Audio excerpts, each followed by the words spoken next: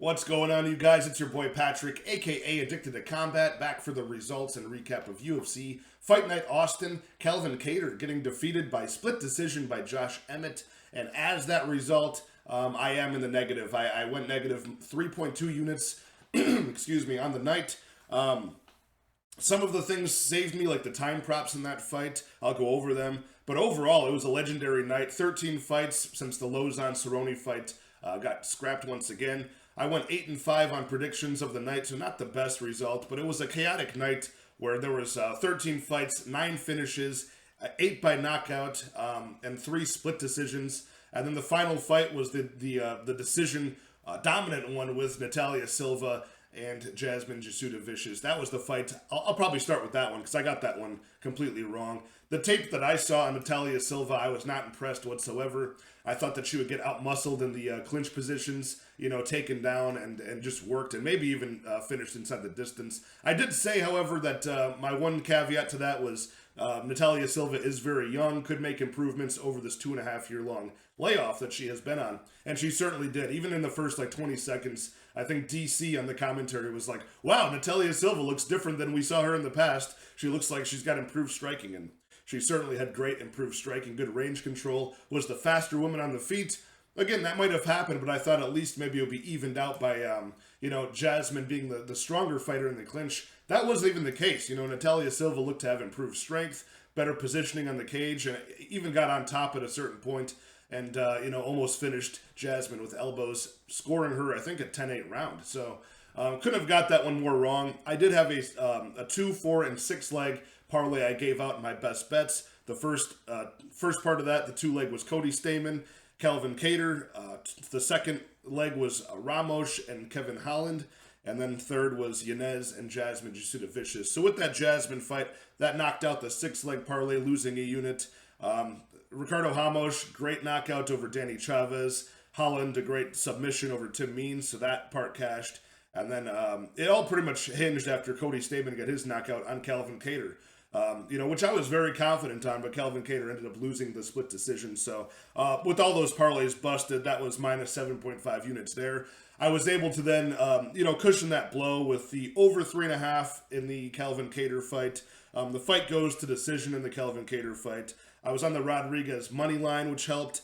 And then what really helped was I had called, I sprinkled a quarter unit on Joaquin Buckley to win by KO in round 2 and round 3. I sprinkled a quarter unit in both of those. It ended up being a doctor stoppage at the end of round 2, so they called it a TKO in round 2. That was plus 1,000 odds, so that helped as well cushion the blow of losing those parlays that were busted by Jasmine and Calvin Kattar.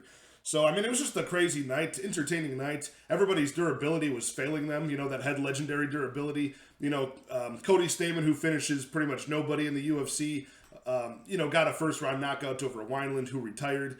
Not that surprising because, Stamann does have knockout power. We haven't seen it in the UFC, but Wineland's chin really is the factor there. It was failing him lately, so that was a little surprising. Ricardo Ramos, defeating Danny Chavez. I thought that would be a decision. Chavez is pretty tough, but, the spinning attacks were too much for Chavez. Who else here? We're talking about Tony Kelly's durability. Everybody thought that fight would go to decision, including myself. Yanez knocks him out. We're talking about Rodriguez, who I cashed in his money line.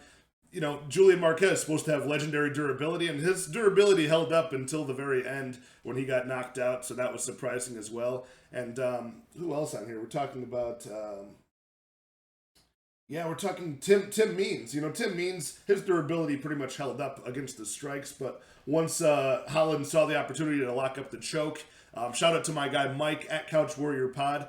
He not only did I give out the plus 1,000 round 2 Buckley KO on the bet elevator on the MMA Engine, but right after that he gave out the Kevin Holland by submission at plus 1,000 odds. So they're giving out gold on the MMA Engine. Go check out my guy Luke Betya and at Couch Warrior Pod on that show. They're giving out gold with those long shot props. So overall, going to the main event now, Calvin Kattar versus Josh Emmett in the main event. Very entertaining fight. I knew from the first couple of rounds this was going to be a lot closer than I thought. We had Josh Emmett advancing with little sprinting blitz attacks the whole time, really pushing Calvin Kattar against the cage.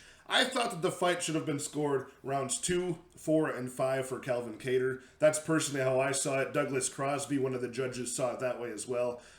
Whereas the other two judges, Sal D'Amato and who else was it? Chris Lee, all scored. Sal D'Amato gave rounds 1, 2, and 3 to Emmett, and Chris Lee gave rounds 1, 3, and 4 to Emmett. So they were a little bit all over the board as far as the three judges went. The media members on MMA Decision, out of 19 media members, 14 of them gave it to Calvin Kattar, 3 rounds to 2. That's where I was on it. I was on the Douglas Crosby side where I was, rounds 2, 4, and 5 for Calvin Kattar. I'm not crying robbery. It was a very, very close fight. And when you have one guy for 25 minutes advancing and stalking down his prey, that's just way better optics than Calvin Kattar, who's just trying to maintain distance with the jab and stay alive. Although he did end up scoring more significant strikes over 5 rounds. 130 strikes for Calvin Kattar, 107 strikes for Josh Emmett. It was a very close fight. What are you going to do? I mean, Calvin Kattar did come out in rounds 4 and 5 and look pretty good. He looked like he was definitely more championship caliber in those rounds. Good cardio. But Josh Emmett, very good performance. Closed distance very well, and was it really had Calvin Kattar wary of his big power shots. So, that's what won him the fight. Super close. I'm not crying robbery over it. But, again, a little bit bitter because if Calvin Kattar came through, it would have been a much better result of the night than I had. Would have cashed that 2-leg parlay and that 4-leg parlay. Would have been in the green, but not this week. However, I have done a lot of tape study for next week's fight card, which is Arman Tsarukyan versus Mateusz Gamrot. I'll be going over that and dropping that full card breakdown very soon. I'm going to try to do that probably by Tuesday, which is a little bit earlier in the week than I normally do. I gave out last week's on Tuesday morning as well, so I'm going to try to keep my word and keep putting the content out early. And just have a couple more fights to go over for that full tape study. But overall, a little bit bitter over the losing result. We did have some good calls, though, so not too disappointed. That's just the way it goes. At least it all hinged on a very close split decision, so can't be too mad about that. So, all right, you guys, let me know in the comments how you did on the night, how you enjoyed UFC Fight Night Austin, whatever your favorite fight was. Mine personally was that Gregory Rodriguez versus Julian Marquez. I'm a big fan of RoboCop. It was great to see him get that first round knockout. So, all right, you guys, hope you enjoyed the fights. Hope you guys did better than I did. And I will talk to you guys next week. Cheers.